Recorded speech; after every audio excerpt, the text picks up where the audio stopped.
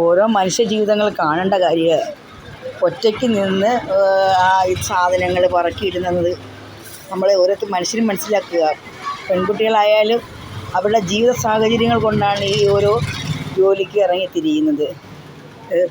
നമുക്ക് വിഷമം തോന്നിയൊരു ദൃശ്യമാണ് ഇന്ന് എൻ്റെ വീഡിയോയിൽ എനിക്ക് പകർത്താൻ കഴിഞ്ഞത്.